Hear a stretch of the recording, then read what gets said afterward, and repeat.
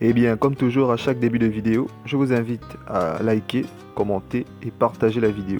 N'oubliez surtout pas de vous abonner, ce serait un plaisir de vous compter parmi nos aspirants enquêteurs.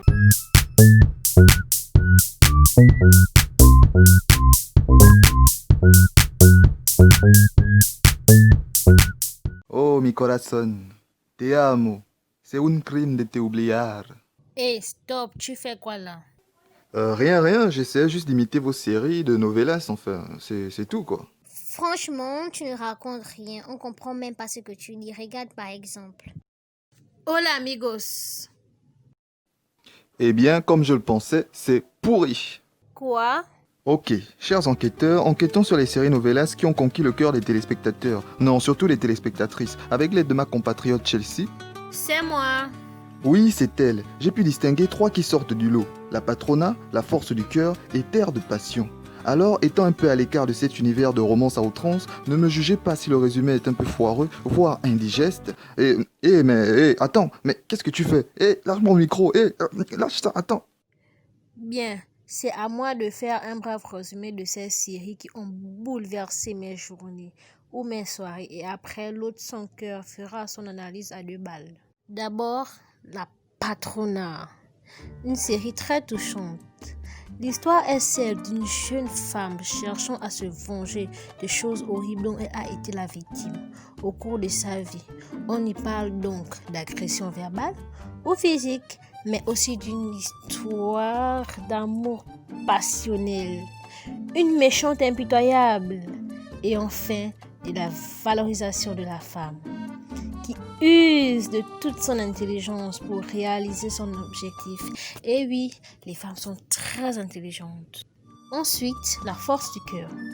L'histoire suit 2 amies inséparables, Angela et Samantha, qui vont toutes les 2 devenir gardes du corps après la mort du père de l'une d'entre elles. Les 2 filles vont lutter pour réussir et asseoir leur statut de femme et indépendante. Et oui, nous revenons encore une fois de plus aux femmes. Enfin, Terre des Passions, peut-être la série la plus appréciée. Ici aussi, il est question de vengeance. On y suit les frères Gallardo qui vont se donner corps et âme afin de venger la mort de leur sœur, causée par la famille Del Rungo, une famille très riche, mais tout ne va pas évidemment se passer comme prévu. Merci à tous.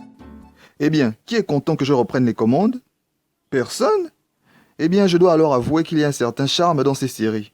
En effet, étant un culte de tous ces programmes, j'ai moi aussi prêté attention au résumé de ma très chère collaboratrice. Et en l'écoutant au fur et à mesure, je me suis rendu compte que moi aussi, dans un passé nostalgique, j'ai déjà vécu cette passion. En effet, regarder ces séries ne s'explique pas. Pour la majorité d'entre nous au début, on pourrait se sentir repoussé par les images mièvres, les personnages tous caricaturaux, l'abondance de scènes abracadabrantes, sauf que dès que l'on a commencé à en regarder un épisode, on ne peut plus s'arrêter. On est happé par les histoires de ces personnages. On veut connaître ce qui pourrait leur arriver, même si globalement au final on finit toujours en quelque sorte déçu. Moi, évidemment, sans vous mentir, j'ai déjà été pris dans cette fièvre novellasque, car j'ai regardé les séries à succès comme La femme de Lorenzo en tête. De son vrai nom, La mujer de Lorenzo, ou encore plus jeune, je regardais curieux Rosa Salvaje, ou Catalina et Sébastien.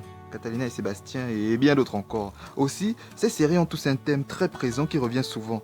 Dans les 3 séries que l'on a mises en évidence, il en ressort la vengeance.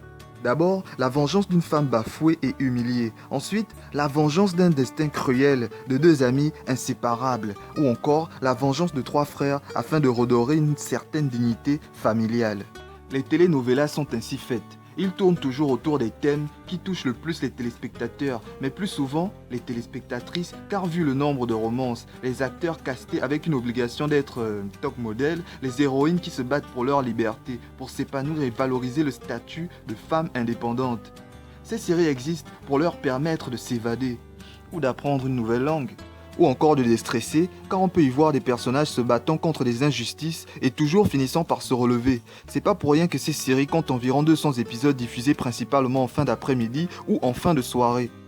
Ainsi comme le montre la Patrona par exemple, l'héroïne est prête à tout pour réussir ou accomplir son plan de vengeance afin de retrouver une justice qui la fuit depuis des années. La série tend alors à pousser à vaincre les obstacles qui se dressent sur notre chemin. Un obstacle en grande majorité représenté par l'impitoyable Patrona, Antonia Guerra, dont elle rêve de prendre la place.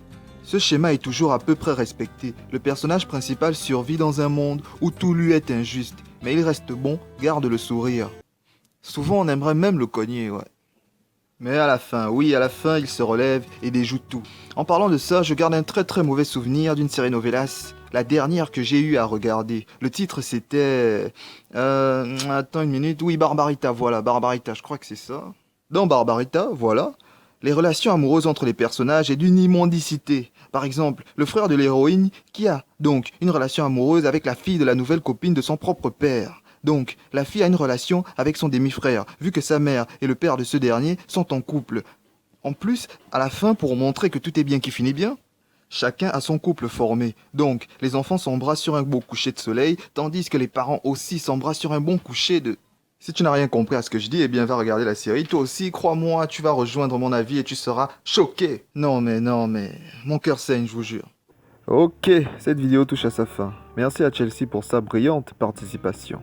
Merci à tous. Oui, merci à tous. Je vous dis à la prochaine vidéo, comme d'habitude, sur Doc Ditengu.